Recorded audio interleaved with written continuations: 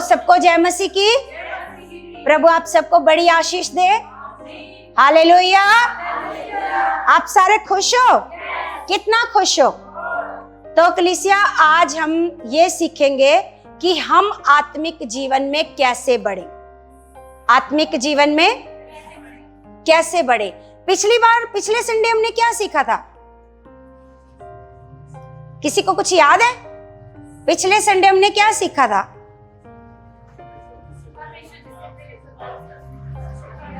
परमेश्वर जिससे प्रेम करता है उसे क्या करता है? सुधारता है। कैसे सुधारता है परमेश्वर?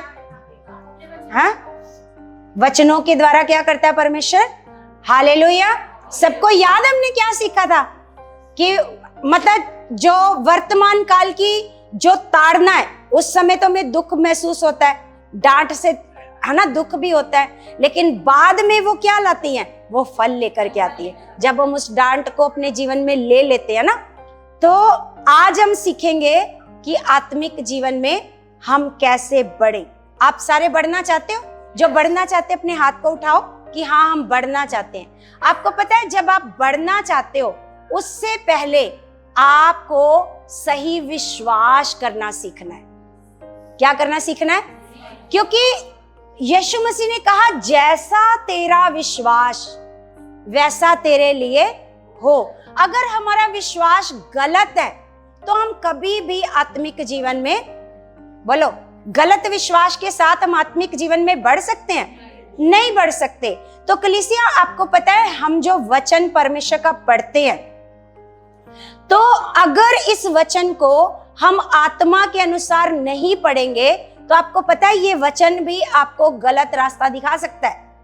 ये आपको गलत बता सकता है ये वचन, जब तक आप इसको आत्मा के अनुसार नहीं पढ़ोगे। क्योंकि इस वचन में आज हम बहुत कुछ ऐसा पढ़ेंगे, कुछ वचन को हमने लेना होता है और कईयों को छांटना होता है।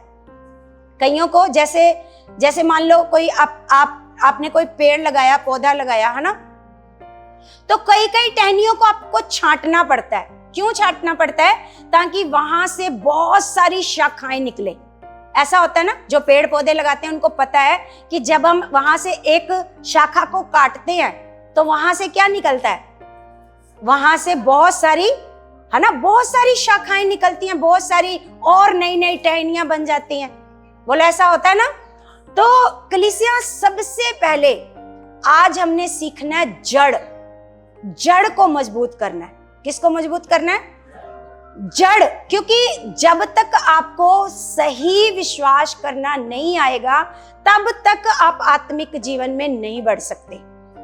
तब तक आप आत्मिक जीवन में, समझ में आ रही मेरी बात? तो उसके लिए आपको सही विश्वास करना। जैसे पुराने नियम में हम परमेश्वर को देखते हैं तो वहां पर हमें पता चलता है परमेश्वर बड़ा गुस्से वाला, बड़ा क्रोध वाला, या फिर वो बदला लेता है ना। परमेश्वर बीमारियां भेजता है ना। क्योंकि कई जगह पर पढ़कर हमें ऐसा ही लगता है कि बीमारियां कौन भेज रहा है ना।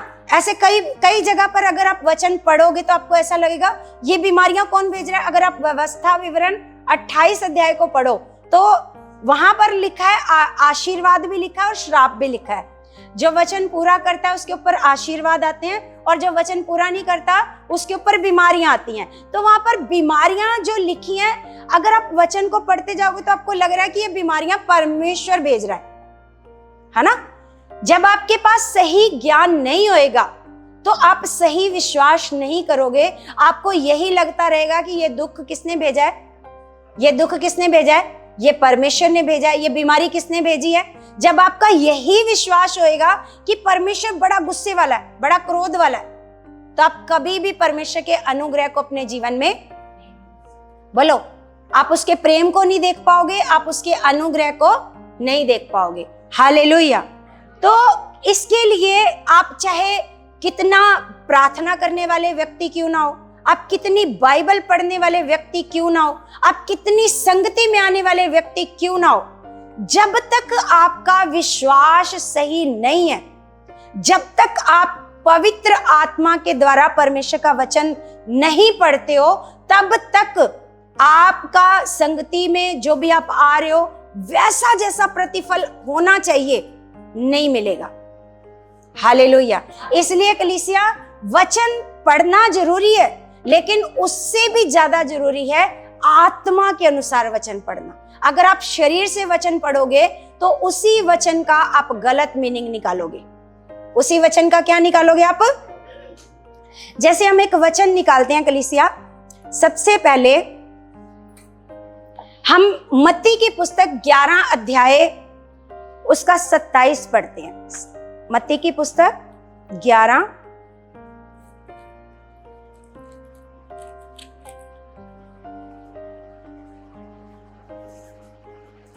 अगर इसको हम पढ़ते हैं वचन को, तो लिखा है, मेरे पिता ने मुझे सब कुछ सौंपा है और कोई पुत्र को नहीं जानता केवल पिता, और कोई पिता को नहीं जानता केवल पुत्र, और वह जिस पर पुत्र उसे प्रकट करना चाहे, और वह जिस पर पुत्र उसे प्रकट करना चाहे। मतलब कोई पिता को नहीं जानता। अभी तक जब तक हमने यीशु मसीह के पवित्र वचन को नहीं पढ़ा था, तब तक कोई भी पिता को नहीं जानता कि पिता कैसा है ना। अब्राहम, एलिया, है ना, जितने भी परमेश्वर के लोग आए, है ना, उन्होंने जिस तरीके से परमेश्वर है उस तरीके से परमेश्वर को नहीं जाना। यीशु ने कहा कि कोई भी पिता को नहीं जानता। पिता कैसा है, पिता का स्वभाव कैसा है, कौन जानता है? कौन जानता है? केवल, इसका मतलब केवल यीशु मसीह ही जानता है कि परमेश्वर कैसा है ना। परमेश्वर कैसा है। जैसे हम अय्यूब के जीवन से देखते हैं, तो अय्यूब के ऊपर जब हालात आया तो अय्यूब क्या बोलता है अपने मुंह से? कहता है, जिसने दिया उसने सोच कर देखो, क्या परमेश्वर ने उससे लिया? क्या परमेश्वर ने उससे लिया? इसका मतलब वो परमेश्वर को उस तरीके से नहीं जानता जिस तरीके से पुत्र जानता है। हालेलुया। समझ में आ रही है आपको मेरी बात? तो आज हम यही सीखने जा रहे हैं कि किस तरीके से पुत्र जानता है, क्योंकि परमेश्वर के वचन में लिखा है, यूहन्ना 1:18 में लिखा है कि किसी ने परमेश्वर को नहीं देखा। किसी ने भी परमेश्वर को नहीं देखा। इकलौता पुत्र जो पिता की गोद में है, जो पिता की गोद में है, उसी ने उसे क्या किया? प्रकट किया। उसी ने उसे क्या किया? मतलब जो सही मायने में परमेश्वर का मन है, सोच है, स्वभाव है, वो किसने आकर के प्रकट किया? यीशु ने। बेशक लोगों ने परमेश्वर को प्रेम किया, परमेश्वर से काम भी लिए, जैसे अब्राहम ने परमेश्वर से काम लिए, लेकिन वो भी पिता को ऐसे नहीं जानता जैसे यीशु जानता है। वो भी पिता को ऐसे नहीं जानता जैसे दाऊद है। वो हम जानते हैं कितना परमेश्वर को क्या करता है? प्रेम। लेकिन वो भी पिता को ऐसे नहीं जानता जैसे यीशु जानता है। ठीक है, तो हम परमेश्वर का वचन ऐसे पढ़ते हैं। सबसे पहले हम दूसरा शमूएल निकालेंगे। दूसरा शमूएल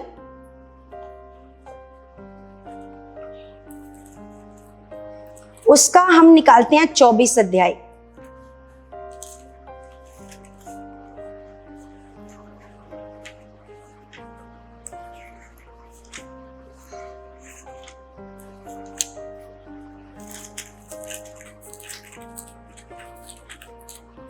चौबीस अध्याय निकालो और इसको हम पढ़ते हैं। यहां पर लिखा, और ध्यान से सुनना इस वचन को, आपको समझ में आएगा। यहां लिखा, यहोवा का कोप इजराइलियों पर फिर भड़का और उसने दाऊद को उनकी हानि के लिए यह कहकर उभारा, इजराइल और यहूदा की गिनती ले। है ना। इसको हम दोबारा से पढ़ते हैं ताकि आपको दोबारा से अच्छे से पता चले। लिखा, यहोवा का कोप इजराइलियों पर फिर भड़का। यहोवा का कोप इजराइलियों पर फिर भड़का और उसने दाऊद को उनकी हानि के लिए यह कहकर उभारा, इजराइल और यहूदा की गिनती ले। ठीक है, इस वचन को हमने पढ़ा, ठीक है, सबने पढ़ा। किसको क्या समझ में आया? किसने दाऊद को उभारा कि यहूदा की गिनती ले? हाँ, किसने उभारा? किसने उभारा दाऊद को कि गिनती ले यहूदा की, और इनकी हानि करने के लिए इनकी क्या ले? गिनती। और आगे हम चलते हैं, पहला इतिहास की पुस्तक में जाएंगे और 21 अध्याय, 21 का 1, 510 नंबर पेज है, 510। और यहां इसको अगर हम पढ़ते हैं, जिसके पास बाइबल है वो इसको पढ़ेंगे। पढ़ना स्टार्ट करो।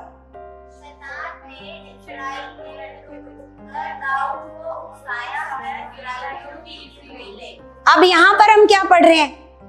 पहले हमने क्या पढ़ा कि किसने उभारा? पहले किसने पढ़ा, किसने उभारा?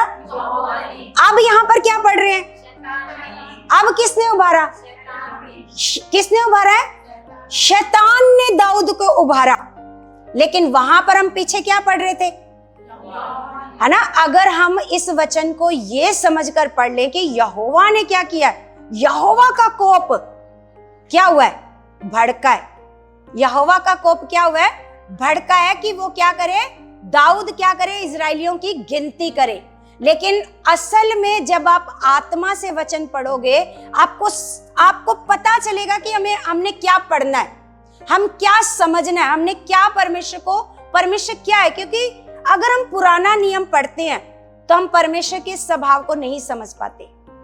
पुराना नियम पढ़ करके परमेश्वर के स्वभाव को नहीं समझ पाते, क्योंकि हमें वहां पर बहुत कुछ ऐसा लिखा हुआ मिलता है कि जैसे परमेश्वर कर रहा है, जैसे अय्यूब कह रहा है कि परमेश्वर ने दिया और परमेश्वर ने लिया। इसका मतलब वो यही जानता है कि देने वाला भी परमेश्वर है और लेने वाला भी परमेश्वर है। अब यहां पर हमें वचन से समझ आ रहा है, पहले वचन में लिखा कि यहोवा ने उभारा उसको गिनती लेने के लिए। अब यहां पर हम पढ़ रहे हैं कि किसने उभारा है? शैतान ने उभारा है। अगर आप अच्छे मन से या आत्मा से बाइबल नहीं पढ़ोगे तो आपको लगेगा कि जो परमेश्वर है वही उनका फायदा करता है इजराइलियों का, और वही उनको हालातों में डाल देता है, वही उनको गुलामी में डाल देता है। जब जब वो गुलामी में गए हैं इजराइली, उनको क्या परमेश्वर ने गुलामी में डाला?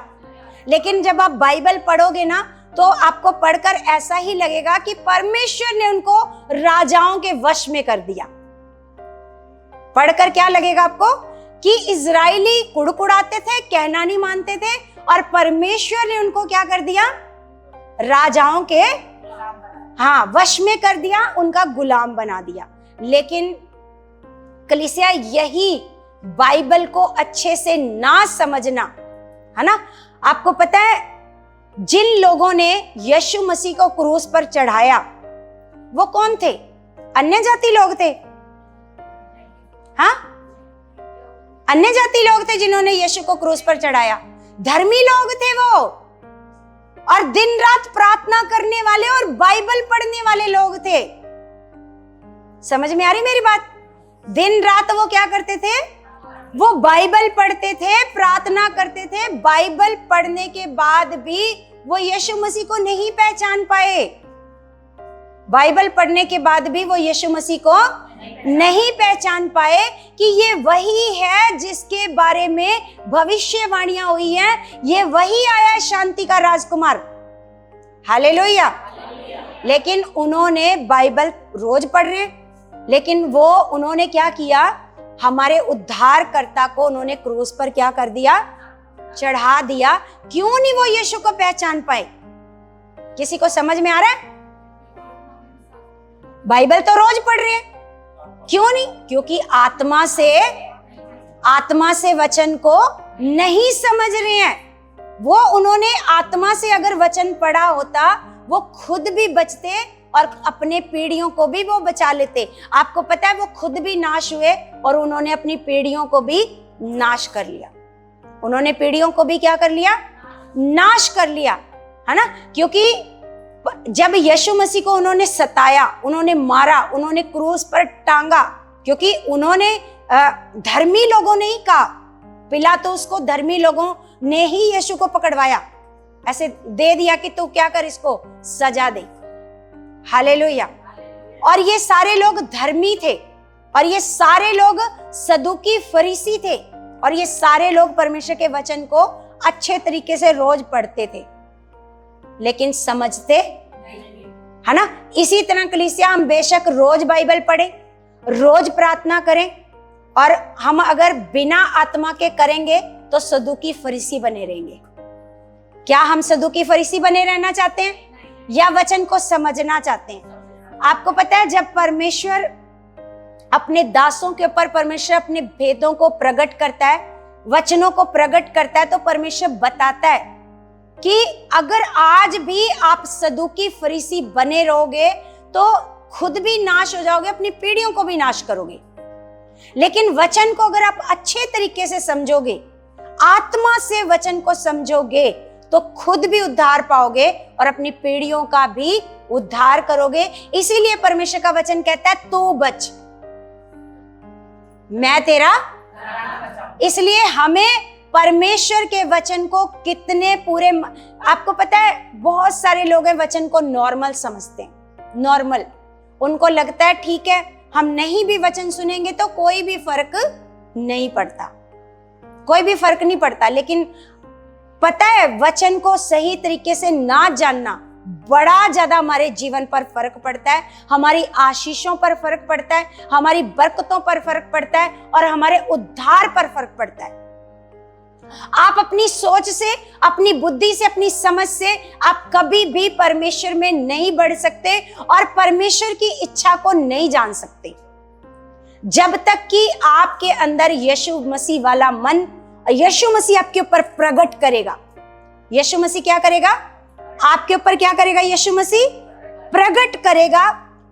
जैसे एक वचन है, पहला शमूएल 16 अध्याय, इसको हम अगर पढ़ते हैं, पहला शमूएल 16 का हम पढ़ेंगे 14।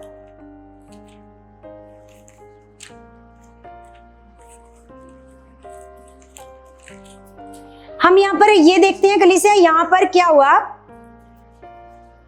इसको अगर हम पढ़ते हैं तो लिखा, यहोवा का आत्मा शाऊल पर से उठ गया। यहोवा का आत्मा शाऊल पर से क्या हो गया? शाऊल जानते हो कौन है? शाऊल जानते हो कौन है? कितनों को पता है शाऊल कौन है? बाकी किसी को नहीं पता शाऊल कौन है? हैं? सोच कर देखो, अगर हमें यही नहीं पता, खुदा के वचन से हमें यही नहीं पता कि शाऊल कौन है, कितनों को पता है? ऐसे वाला हाथ ऊंचा खड़ा करो कि जिनको पता है कि शाऊल कौन है। अब जिनको नहीं पता वो हाथ खड़ा करो कि हमें नहीं पता शाऊल कौन है। ऊंचा हाथ खड़ा करो, ऊंचा, ऐसा ऐसा। हमें नहीं पता कौन है शाऊल। हाँ जी, आप ना पता होने वालों में ना पता होने वालों में क्या चक्कर है? पता है, हैं? शाऊल कौन है? ना तो पता होने वालों में हाथ खड़ा करा और ना पता होने वालों में। ईमानदारी तो रखो अपने अंदर, हैं? बोलो, शाऊल कौन है? कौन है शाऊल? हाँ जी, इजराइल का पहला राजा, जिन्होंने इजराइलियों ने पर उसको कहा शमूएल को कि हमें क्या चाहिए? राजा चाहिए, है ना।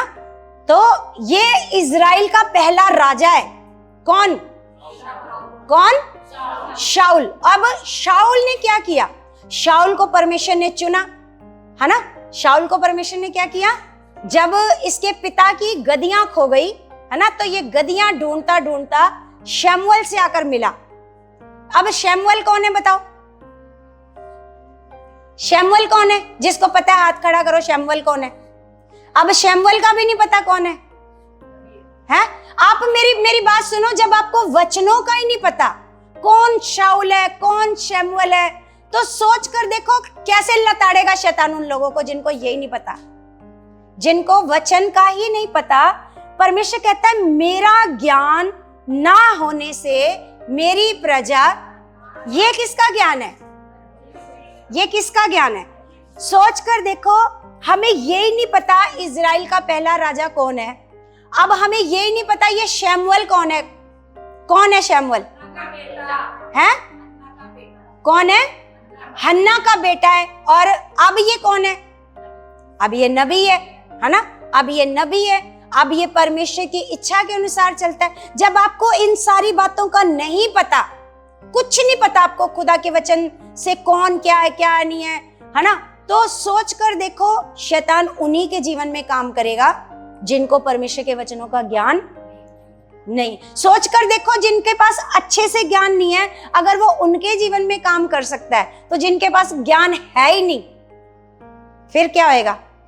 जिनके पास ज्ञान है ही नहीं, तो हमें खुदा के वचनों का ज्ञान कैसे मन से रखना है? हाँ, ऐसे चौकसी रखनी है खुदा के वचनों की, ताकि शैतान की कोई भी युक्ति हमारे जीवन में पूरी। खुदा ने आपको चुना क्यों है? क्यों चुना है?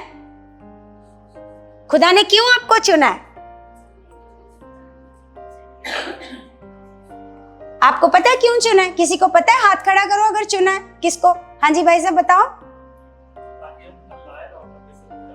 Very good. हमें परमेश्वर ने इसलिए चुना है कि हम फल लाएं।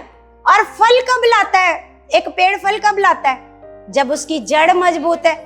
जब उसकी जड़ मजबूत है ना? और ये सही विश्वास करना, ये जड़ है। जब जड़ मजबूत नहीं है तो फल नहीं आ सकता, है ना? आपको पता है जब एक पेड़ फल नहीं लाता तो दवाई कहाँ डालते हैं? कहाँ डालते हैं? खाद कहाँ डालते हैं? जड़ों में डालते हैं। दवाई कहाँ डालते हैं? जड़ों में। जड़ों में क्यों डालते हैं? क्योंकि जड़ को क्या करते हैं? क्योंकि जड़ ही सब तक क्या पहुंचाएगी? हाँ, तो इसीलिए अगर आपके पास आपकी जड़ कमजोर है, आपको सही विश्वास का ही नहीं पता, आपको परमेश्वर के वचनों का ज्ञान का ही नहीं पता, तो क्या आएगा? फल कभी भी नहीं आएगा। हालेलुया। यहां पर हम देखते हैं कि यहोवा का आत्मा शाऊल पर से उठ गया और यहोवा की ओर से एक दुष्ट आत्मा उसे घबराने लगा। अब ये देखो, ये क्या सही बात लिखी हुई है? यहोवा की ओर से पवित्र आत्मा होता है या दुष्ट आत्मा होता है? बोलो। यहोवा की ओर से कभी दुष्ट आत्मा होता है? यहां लिखा है यहोवा की ओर से दुष्ट आत्मा आकर उसको क्या करने लगा? क्या करने लगा? घबराने लगा। शाऊल घबराने लगा। क्यों घबराने लगा? अब ये दुष्ट आत्मा यहोवा की ओर से, अब जो पढ़ेगा, जो आत्मा से नहीं पढ़ेगा, उसको तो यही लगेगा कि शाऊल के ऊपर दुष्ट आत्मा किसने भेज दिया? परमेश्वर ने। क्यों भेज दिया? क्योंकि उसने परमेश्वर की आज्ञा को नहीं माना, तो इसलिए परमेश्वर ने उसके ऊपर क्या कर दिया? है? परमेश्वर ने उसके ऊपर क्या भेज दिया? दुष्ट आत्मा भेज दिया। सोच कर देखो, पुराने नियम से आप परमेश्वर को समझ पाओगे? नहीं समझ पाओगे ना? क्यों? क्योंकि यहाँ पर बहुत सारी बातें ऐसी लिखी हैं जो परमेश्वर की ओर से नहीं है। Hallelujah, hallelujah. तो कलीसिया, बहुत सारी ऐसी बातें हैं जब आप परमेश्वर का, ऐसा नहीं है कि पवित्र पुराने नियम से हम कुछ सीखते नहीं हैं, हम बहुत कुछ सीखते हैं, लेकिन पुराने नियम को आपने समझना कैसे है। हालेलुया। अब ये सारी बातें जो आज हमने अभी पढ़ी है ना, आपको क्या लग रहा है कि अगर हम बिना आत्मा के पढ़ेंगे तो हम समझ पाएंगे? हम समझ पाएंगे कि ये दुष्ट आत्मा परमेश्वर ने भेजा? अब यहाँ पर लिखा यहोवा का आत्मा शाऊल पर से उठ गया। पहले तो यहोवा का आत्मा शाऊल पर से उठ गया, फिर यहोवा की ओर से क्या आ गया उसके ऊपर? सोच कर देखो, यहोवा का आत्मा उठ गया और यहोवा की ओर से उसके ऊपर क्या आ गया? अब उसने अगर उठाना ही था, दुष्ट आत्मा भेजना ही था, तो उसने उठाया ही क्यों? बोलो, समझ में आ रही बात? समझ में आ रही? कितनों को समझ में आ रही है? आज हम सीखेंगे कि हम कैसे बढ़ सकते हैं। देखो, अगर जैसा आपका मन है ना, नॉर्मल, इस नॉर्मल मन से हम कभी भी आत्मिक जीवन में नहीं बढ़ सकते। आप आत्मा में बढ़ना चाहते हो, कितनों की चाहत है कि हम आत्मा में बढ़े और आत्मा से चले, आत्मा से। बाकियों की चाहत नहीं है, बाकियों की चाहत नहीं है कि हम आत्मा में बढ़े और आत्मा से चले, क्योंकि कईयों को लगता है हाथ भी क्या उठाना, रहने दो, रहने दो, है ना। अगर मैंने पूछा ना आत्मा से कितने लोग बढ़ना चाहते हैं, सबने हाथ नहीं उठाया, क्योंकि उनका हाथ थका हुआ है, नहीं उठाना चाहते। वो सोच कर देखो, जो हाथ ही नहीं उठाना चाहते, आत्मा में कैसी चाहत है उनके अंदर बढ़ने की, है ना। अगर आत्मा में बढ़ना चाहते हो, सबसे ऊपर आपका हाथ होना चाहिए, हाँ मैं आत्मा में बढ़ना चाहती हूँ, मैं ऐसी बनना चाहती हूँ कि पवित्र आत्मा मुझसे बात करे और मैं पवित्र आत्मा के चलाए चलूं। किसके? किसके? क्योंकि वचन ये कहता है जितने पवित्र आत्मा के चलाए चलते हैं वे ही कौन है? हाँ, वे ही उसके बेटे। और जितने पवित्र आत्मा के चलाए, सोच कर देखो अभी तक क्या हम पवित्र आत्मा के चलाए चल रहे हैं या अभी तक हम अपने शरीर के चलाए चल रहे हैं? चेक करना पड़ेगा। तो बेटे बेटियां हम कब बनेंगे? आपको पता है, वो खुदा का घर है, वो पिता का घर है, और उस पिता के घर में कौन जा पाएगा? बेटे और कौन जा पाएगा? बेटे और बेटियां। सोच कर देखो, और बेटे और बेटियां कौन है? जो आत्मा से चलते हैं वे ही उसके बेटे और। सोच कर देखो, अगर हम उसके बेटे और बेटियां ही नहीं बने तो उसके राज्य में किस अधिकार से जाएंगे? किस अधिकार से जाएंगे उसके राज्य में? और बेटे बेटियां बनने के लिए क्या करना पड़ेगा? नॉर्मल मन निकालना पड़ेगा। नॉर्मल मन, जो आपका मन है, कभी प्रार्थना कर ली, कभी बाइबल पढ़ ली, कभी संगति में आ गए, आपकी मर्जी। आप किसके चलाए चल रहे हो? आप अपने शरीर के चलाए चल रहे हो, आप आत्मा के चलाए नहीं चल रहे हो। आप अगर आत्मा के चलाए चलते तो पहला स्थान आपके जीवन में किसका होता? किसका होता? आपके जीवन में पहला स्थान आपके पिता का होता, अगर आप आत्मा के चलाए चलते। इसका मतलब आज भी हम आत्मा के चलाए नहीं चल रहे हैं। अगर हम आत्मा के चलाए चलेंगे तब ही उसके बेटे और बेटियां, और पिता के घर में केवल उसके बेटे और बेटियां ही जाएंगे। हालेलुया। उसने आपको संतान ही क्यों बनाया है? क्यों संतान बनाया है? कि तुम मेरी संतान बनो, ताकि तुम परमेश्वर के राज्य में प्रवेश कर पाओ। हालेलुया। आपको सोच कर देखो कि आपको उसने अपने राज्य में प्रवेश कराने के लिए पहले उसको आपको संतान बनाना पड़ा। क्या बनाना पड़ा? आप संतान बनोगे तभी उस पिता के घर में जा पाओगे। Hallelujah, hallelujah. तो कलीसिया, ऐसे ही नहीं कि हम कुछ भी वचन को बोले। कई लोग आज भी बोलते हैं परमेश्वर की मर्जी है मैं ठीक हूं ना हूं, ये परमेश्वर की मर्जी है बीमारी का आना। नहीं, बीमारी परमेश्वर की मर्जी, दुख परमेश्वर की मर्जी, कलेश परमेश्वर की मर्जी, गरीबी परमेश्वर की मर्जी। आप अय्यूब की तरह मत सोचो। अय्यूब, बेशक अय्यूब की गवाही दे रहा परमेश्वर, लेकिन फिर भी अय्यूब पिता को नहीं जानता। अय्यूब पिता को कौन जानता है? पिता को केवल कौन जानता है?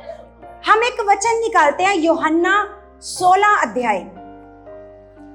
अध्याय, यूहन्ना की पुस्तक 16 का हम पढ़ते हैं 12।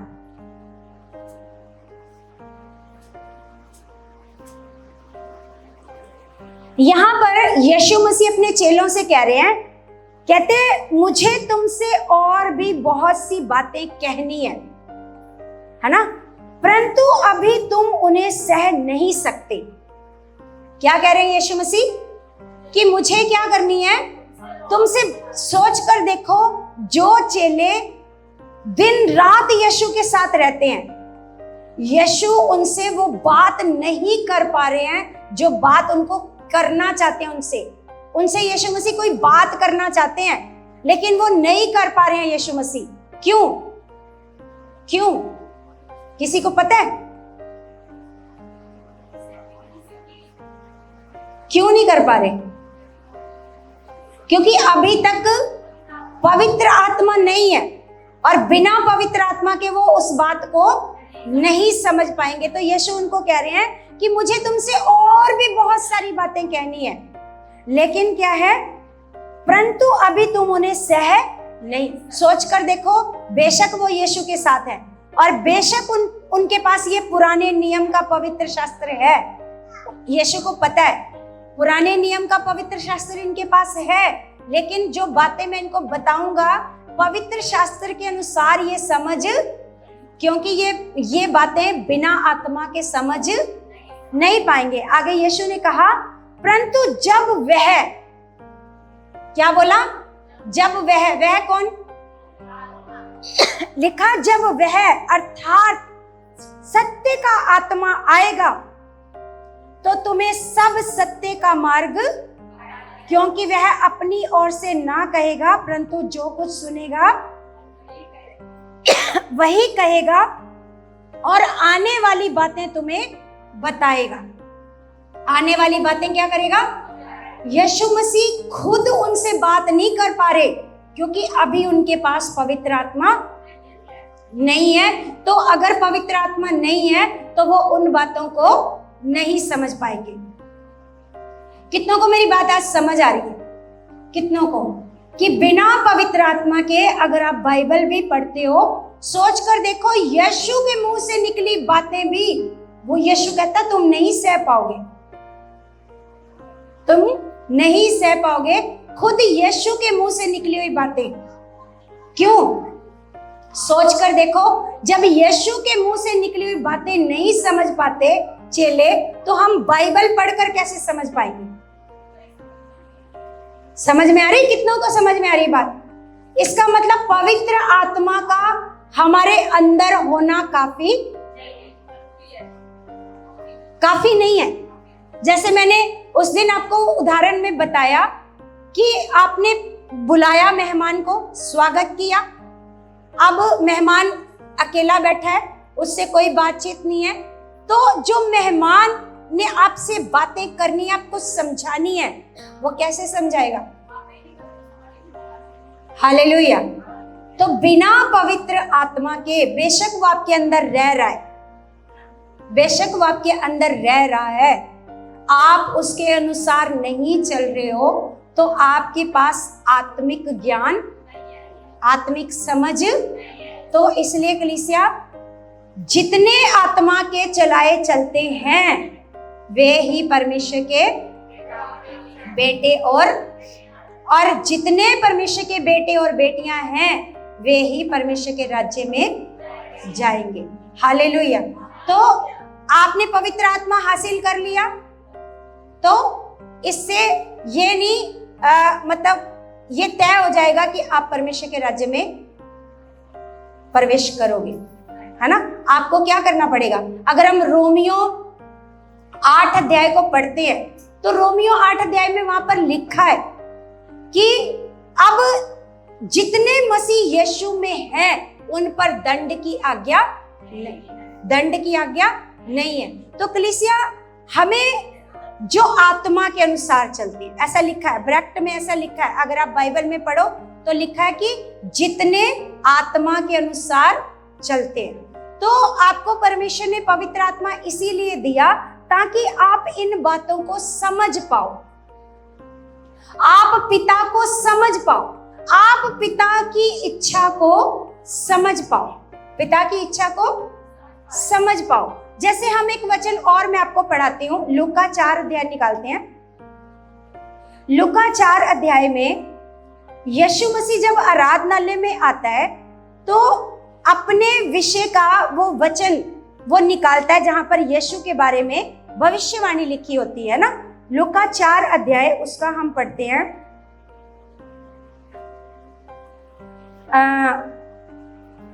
अगर हम 16 से पढ़ते हैं तो अच्छे से आपको समझ में आएगा।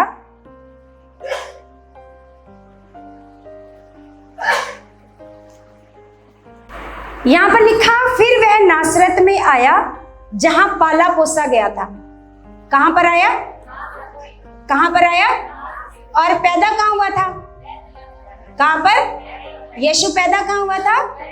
और पाला पोसा कहां गया? नासरत में। अब लिखा, और अपनी रीति के अनुसार सब्त के दिन आराधनालय में जाकर पढ़ने के लिए खड़ा हुआ। यशायाह भविष्यद्वक्ता की पुस्तक उसे दी गई और उसने पुस्तक खोलकर वह जगह निकाली जहां ये लिखा था। मतलब उसने कौन सी जगह निकाली? यीशु मसीह ने जब उसको यशायाह की पुस्तक दी गई, क्योंकि अब हमारे पास जो पुस्तक है ना, ये बाइबल है ना, इसमें सारी पुस्तकें एक साथ हैं। यशायाह, यिर्मयाह, है ना, अलग अलग, जैसे भजन संहिता, नीति वचन, ये सारी एक जगह है। लेकिन उस समय पर एक जगह नहीं थी, तो उसके हाथ में कौन सी पुस्तक दी गई? कौन सी पुस्तक दी गई? और उसने वो वाला वचन निकाला जहां उसके बारे में भविष्यवाणी लिखी हुई थी। तो लिखा, वहां पर लिखा था, प्रभु का आत्मा मुझ पर है। क्या लिखा था? प्रभु का आत्मा, इसलिए कि उसने कंगालों को सुसमाचार सुनाने के लिए मेरा अभिषेक किया है। कंगालों को सुसमाचार सुनाने के लिए मेरा क्या किया गया है? अभिषेक। यहां पर कंगालों की बात हो रही है, कंगाल, है ना, उनको सुसमाचार सुनाने के लिए क्या किया गया? मेरा अभिषेक किया गया है। और मुझे इसलिए भेजा गया है कि बंदियों को छुटकारे का और अंधों को दृष्टि पाने का और दृष्टि पाने का सुसमाचार प्रचार करूं और कुचले हुओं को छुड़ाऊं और प्रभु के प्रसन्न रहने के वर्ष का प्रचार करूं। प्रभु के प्रसन्न रहने के वर्ष का क्या करूं? प्रचार करूं। अब जब उसने ये वचन पढ़ा, उसके बाद क्या लिखा है? तब उसने पुस्तक बंद करके सेवक के हाथ में दे दी और बैठ गया, और आराधनालय के सब लोगों की आंखें उस पर लगी थी। अब उसने क्या किया कि अब यहां तक वचन पढ़ा और उसके बाद उसने पुस्तक क्या कर दी? आपको पता है इसके आगे भी वचन था, इसके आगे भी वचन था, लेकिन वो वचन उसने वहां पर पढ़कर नहीं सुनाया। चलो हम निकालते हैं यशायाह की पुस्तक 61 अध्याय।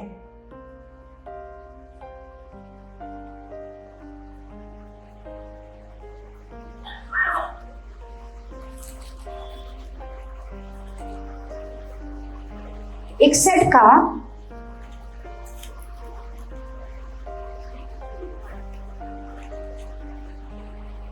हाँ 61 का अगर हमें एक पढ़ते हैं तो यहां पर लिखा है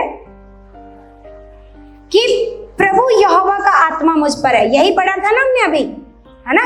लिखा, क्योंकि यहोवा ने सुसमाचार सुनाने के लिए मेरा अभिषेक किया और मुझे इसलिए भेजा है कि खेदित मन के लोगों को शांति दूं और बंदियों के लिए स्वतंत्रता का और कैदियों के लिए छुटकारे का प्रचार करूं, कि यहोवा के प्रसन्न रहने के वर्ष का।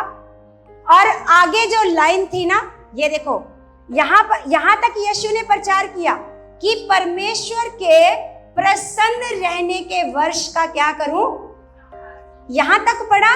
और आगे देखो क्या लिखा, और हमारे परमेश्वर के पलटा लेने के दिन का प्रचार करूं। ये लाइन पढ़ी यीशु ने, ये लाइन पढ़ी यीशु ने। बोलो, समझ में आ रही मेरी बात? ये लाइन यीशु ने नहीं पढ़ी। कितनों को मेरी बात समझ में आ रही है? कितनों को? क्योंकि यीशु को पता है कि पिता कैसा है, कि पिता पलटा लेने वाला परमेश्वर नहीं है, इसलिए लाइन वो वाली यीशु ने नहीं पढ़ी। क्योंकि यीशु को पता है कि पिता का मन कैसा है, पिता का स्वभाव कैसा है, तो वो नहीं चाहता कि ये पुराने, क्योंकि हर बाइबल का वचन आप कैसे काट कर छांट कर लोगे, है ना? कैसे काट कर छांट कर लोगे, ये यीशु यहां पर आपको सिखा रहा है।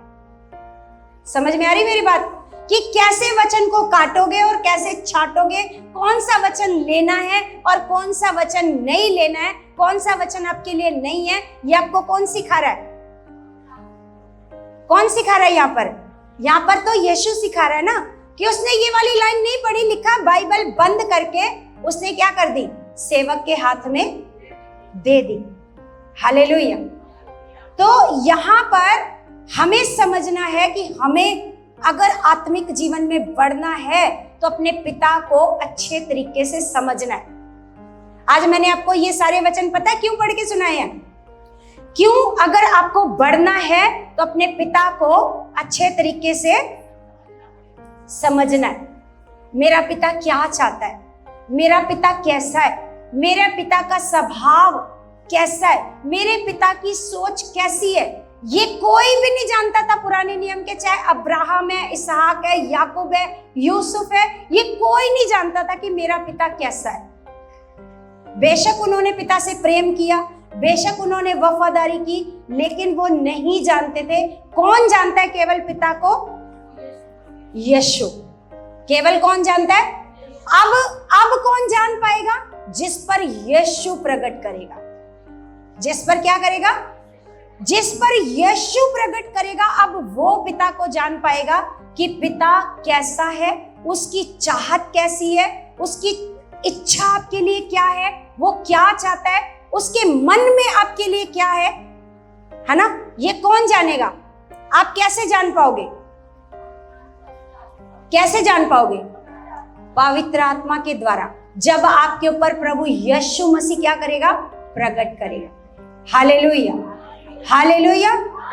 तो हम सब की चाहत है कि मैं पवित्र आत्मा में बहुत बढ़ना चाहती हूँ। मैं जैसे हमने कल वीडियो में सीखा शारीरिक इच्छाओं पर कैसे विजय पाई। हमने वहां पर सीखा कि बिना पवित्र आत्मा, अगर हम कहें कि इंसान अपनी बुद्धि से, समझ से आ सकता है पाप से, बुराई से बाहर? नहीं आ सकता, नहीं आ सकता, जब तक कि पवित्र आत्मा उसकी मदद, है ना?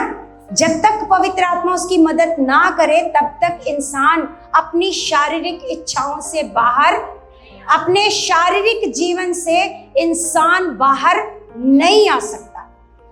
हालेलुया। आपको प्रभु के आगे घुटने टेकने, आप चाहे सालों संगति में आते रहो, आप केवल संगति में आकर आत्मिक नहीं बन सकते। आप केवल प्रार्थना करके आत्मिक नहीं बन सकते।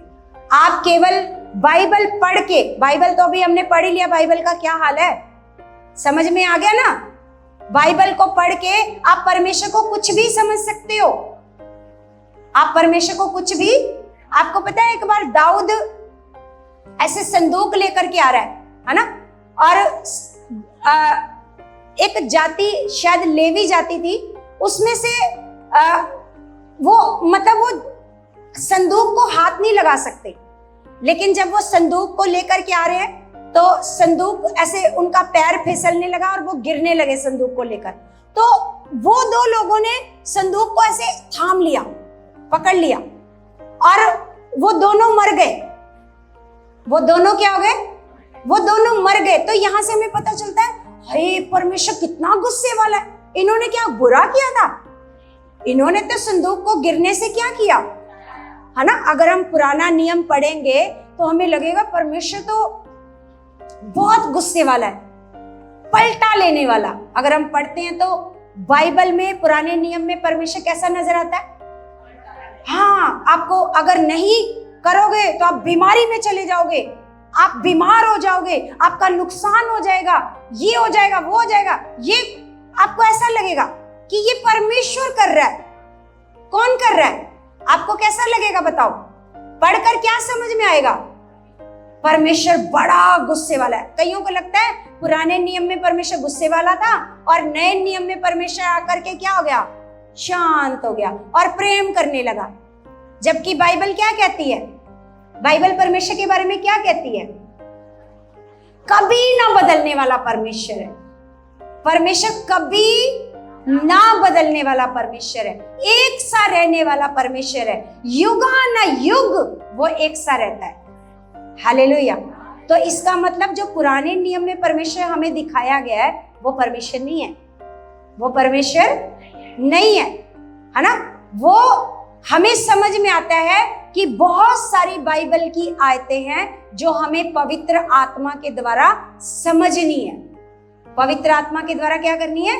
समझनी है। जहां यीशु ने पुस्तक बंद कर दी वहां हमें भी उन सारे वचनों को क्या कर देना है। अगर यीशु ने नहीं वो वचन पढ़ा, समझ में आ रही बात? कौन सा वचन नहीं पढ़ा यीशु ने? पलटा लेने वाला। कौन सा वचन नहीं पढ़ा? उसने केवल वो वचन प्रचार करा कि परमेश्वर के प्रसन्नता के दिन का क्या करूं? प्रसन्नता के दिन का क्या करूं? प्रचार करूं। तो हमें भी अगर परमेश्वर के आत्मा में बढ़ना है, परमेश्वर में बढ़ना है, आपको आत्मिक उन्नति में बढ़ना है, आपको पवित्र आत्मा से बातें करनी है, पवित्र आत्मा की बात सुननी है। कितने चाहते हैं कि हम पवित्र आत्मा की बात को सुने? कितने?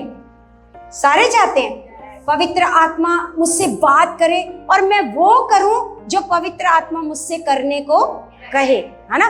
तो ये सारी बातें आपको कब सुननी शुरू होंगी? यीशु मसीह कहता है जिसके सुनने के कान हो। तो ये कान, ये कब आएंगे आपके सुनने वाले कान? क्योंकि अभी तो आपके पास वो कान नहीं है जिससे आप आत्मा की आवाज को सुन पाओ।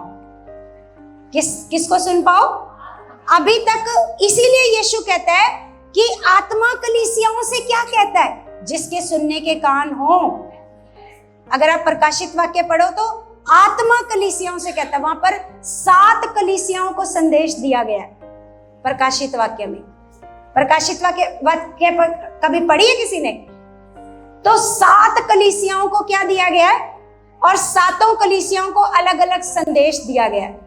और वहां पर लिखा गया है आत्मा कलीसियाओं को क्या कहता है? जिसके सुनने के कान हो वो सुन ले। तो ये आप कैसे सुन पाओगे? कैसे सुन पाओगे आप? पवित्र आत्मा के द्वारा। जैसे पौलुस कहता है कि अगर हम गलातियों 5 अध्याय पढ़ते हैं तो 5 का 16 में लिखा है कि मैं कहता हूं तुम आत्मा से चलो। आत्मा से चलोगे तो शरीर की लालसा किसी रीति से पूरी नहीं कर पाओगे। देखो निकाल कर देखते हैं वो वचन, क्योंकि अगर आप खुद देख करके पढ़ोगे गलातियों की पुस्तक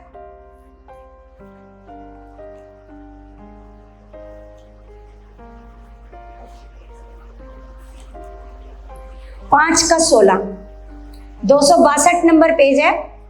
और यहां पर लिखा है पर मैं कहता हूं कि आत्मा के अनुसार चलो। किसके अनुसार चलो? आत्मा के अनुसार चलो तो तुम शरीर की लालसा किसी रीति से पूरी ना करोगे। अगर आप चाहते हो कि हम शरीर की लालसाओं से बाहर आए, शरीर की बातों से बाहर आए, शरीर के कामों से बाहर आए, गंदे विचारों से बाहर आए, गलत स्वभाव से बाहर आए, तो क्या करना पड़ेगा? कैसे चलना पड़ेगा? आत्मा के अनुसार चलना पड़ेगा। आत्मा के अनुसार चलोगे तो शरीर की लालसा किसी भी रीति से पूरी नहीं कर पाओगे। तो सच में कलीसिया हमें क्या करना है? हमें परमेश्वर के आत्मा के अनुसार चलना। कैसे चलना है? आत्मा के अनुसार। जब आप चलना शुरू करोगे तो आपको पता कैसे चलेगा कि हम आत्मा के अनुसार चल रहे हैं? आपको दोनों चीजों में डिफरेंस बताया गया। शरीर के काम क्या है? शरीर के काम क्या है? यहां पर लिखा है 19 में लिखा है शरीर के काम क्या है? शरीर के काम प्रगट है व्यभिचार, गंदे काम, लुच्चपन, मूर्ति पूजा, टोना, बैर, झगड़ा, ईर्ष्या, क्रोध, विरोध, फूट, धर्म, डा, मतवालापन, लीला क्रीड़ा और इनके जैसे और काम। इनके जैसे अभी और काम है। अगर ये काम आपके अंदर हैं तो आपको पता चलेगा मैं अभी आत्मा में, मैं अभी, अगर आपको गुस्सा आता है, क्रोध आता है ना? एक क्रोध होता है जो भले के लिए होता है, जो हमारा परमेश्वर भी करता है। मैं पिछली बार सीखा कि पिता जिससे प्रेम करता है उसकी जैसे एक प्रेम आप करते हो अपने बच्चों से, करते हो ना? तो वो कैसा जो क्रोध करते हो अपने बच्चों पर, तो वो जो क्रोध करते हो वो कौन से मन से करते हो? दुश्मन समझ के? हैं? कैसे करते हो? हाँ, भलाई के लिए, जो क्योंकि आप अपने बच्चे की भलाई चाहते हो। जो पिता प्रेम करता है वो ताड़ना भी, हालेलुया, ऊंची आवाज में बोलो, हाँ। तो अब आत्मा से जब चलते हैं तो आपको पता चलेगा, आपका स्वभाव बदलना शुरू हो जाएगा। आप नम्र बनना शुरू हो जाओगे। आपके अंदर से चिड़चिड़ाहट, जो कुड़कुड़ाते हो ना, है ना, चाहे वो अपने घर में कुड़कुड़ाते हो, चाहे बाहर के लोगों पर कुड़कुड़ाते हो।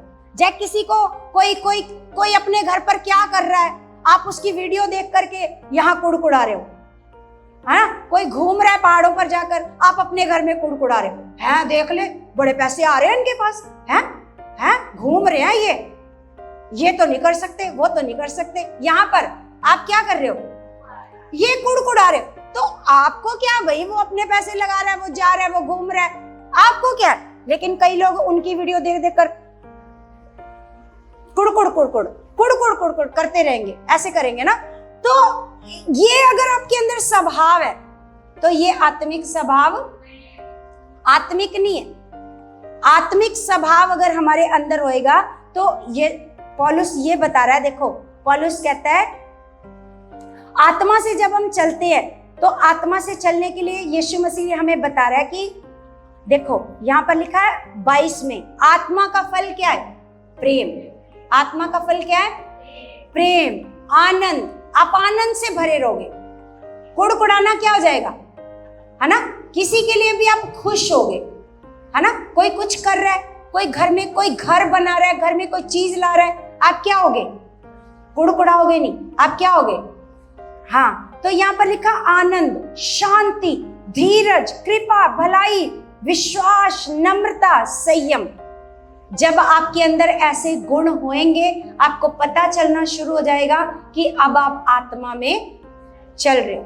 शरीर के काम भी आपके शरीर अंदर से दिखेंगे और आत्मा के काम भी आपको पता चलेगा कि अब आप शरीर के अनुसार चल रहे हो या पौलुस क्या कहता है, जब आप आत्मा के अनुसार चलोगे तो शरीर की लालसा किसी भी रीति से वो शरीर की लालसा पूरी नहीं करोगे। आपको बुरा लगेगा वो काम करना, आपको बुरा लगेगा किसी के साथ गलत करना, किसी को धोखा देना, किसी के साथ गलत रिलेशन में रहना, पाप में रहना, आपको बुरा लगेगा, आपको अच्छा नहीं लगेगा। क्यों?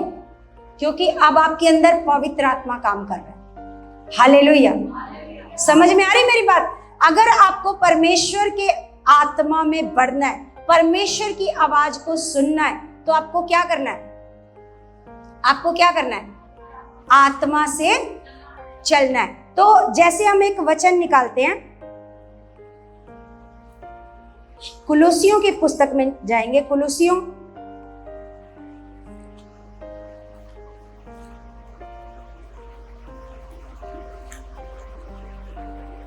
अब 2 का 278 नंबर पेज है, 2 का हम पढ़ते हैं।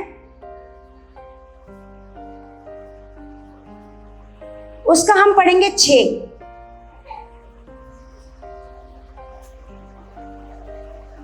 यहां पर लिखा, जैसे तुमने मसीह यीशु को प्रभु करके ग्रहण कर लिया है, प्रभु करके क्या कर लिया है, वैसे ही उसी में चलते रहो। यहां पर एक बड़ी खास बात पौलुस कह रहा है, कहता जैसे तुमने यीशु को प्रभु करके क्या कर लिया है, ग्रहण किया है, वैसे ही उसी में। अब ऐसा नहीं कि ग्रहण तो आपने यीशु को किया है लेकिन चलते आप अपनी मर्जी से हो। समझ में आ रहा है? लेकिन यहां पर पौलुस कैसे चलने को कह रहा है? यीशु के अनुसार चलने को कह रहा है। जैसे यीशु ने आपको कहा है वैसा चलने को पौलुस कह रहा है। पौलुस कहता है, एक जगह पौलुस कहता है कि तुम मेरी चाल चलो। क्यों? क्योंकि मैं मसीह की चाल चलता हूं। वो एकदम वैसे चलने लगा जैसे यीशु चलता था, एकदम वो वैसे चलने लगा। आप कहोगे देखो तुम मेरे जैसे बन जाओ। क्यों? क्योंकि मैं किसके जैसा बन गया हूं। अगर हम बनेंगे यीशु जैसे तभी तो किसी को कह पाएंगे कि बहन तू ना मेरे जैसी बन जा, है? क्यों? क्योंकि मैं किसके जैसी बन गई हूं, है? जब मैं ही नहीं यीशु जैसी बनी तो मैं कैसे कहूंगी बहन तू मेरे जैसी बन जा, है? तो पौलुस देखो, पौलुस सेम टू सेम कैसा बन गया, कैसा बन गया? यीशु मसीह जैसा बन गया। और वो कहने लगा कि तुम क्या करो, तुम मेरी चाल चलो, क्योंकि मैं किसकी चाल चलता हूं। हालेलुया। समझ में आ रही है? कितनों को हाथ ऊंचा उठाकर बताओ, मुझे समझ में आ रहा है? आ रहा है समझ? आ रहा है समझ? हमें क्या करना है? जब हमने यीशु को ग्रहण कर लिया फिर कैसे चलना है? मेरी मर्जी से। मेरा मन करेगा, मेरा मन करेगा तो मैं ऐसे करूंगी, मेरा मन करेगा बीज बोऊंगी, मेरा मन करेगा प्रार्थना करूंगी, मेरा मन करेगा वचन पढ़ूंगी, मेरा मन करेगा वचन सुनूंगी। बोलो, अपनी मर्जी से। समय मिलेगा तो करेंगे, समय नहीं मिलेगा तो नहीं करेंगे। आप सबका जवाब क्या होता है? आप सबका जवाब क्या होता है? समय नहीं था। हमारे पास क्या नहीं था? समय ही नहीं था। सोच कर देखो, यहां पर परमेश्वर ये कहता है कि समय होएगा तो यीशु के अनुसार चलना। यीशु कैसे प्रार्थना करता था? यीशु अपनी मर्जी से करता था, है? यीशु रोज सुबह, हाँ, जल्दी उठते थे यीशु मसीह और प्रार्थना करते थे।